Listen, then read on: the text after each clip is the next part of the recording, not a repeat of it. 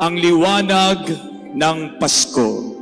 Ngayong Pasko po mga kapatid ay pinapaalala sa atin ng ating pagdiriwang, ng ating mga pagbasa, ng ating panunuluyan na ginanapan po ng ating mga kabataan, ang tunay na diwa ng pagdating ni Kristo. At ano yung mga diwang yon? Liwanag, pag-asa, at pag-ibig.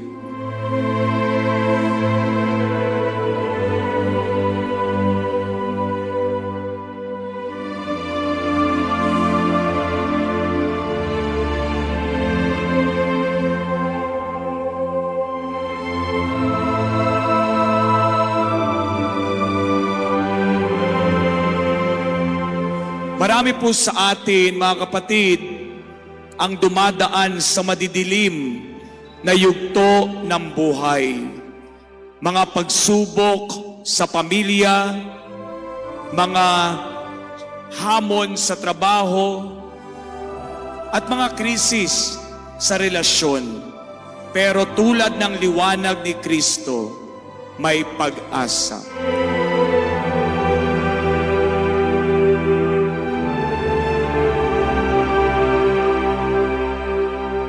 Kapag tayo nagbibigay ng tulong, kapag tayo nagbibigay ng simpleng tapik sa balikat, yun ay pagpapakita ng pagmamahal at yun nagiging liwanag tayo para sa iba.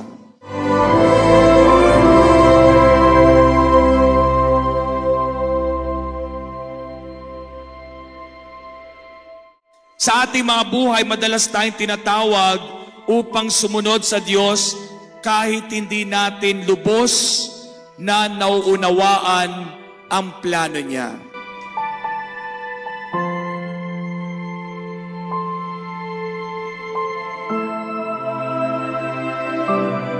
At gaya po ni Jesus, mga kapatid, tinatawag tayo na maging mapagpakumbaba upang maipadama ang tunay na pag-ibig. Ngayong Pasko, mga kapatid, tanungin natin ang ating mga sarili. Paano ako magiging liwanag sa kadiliman ng iba?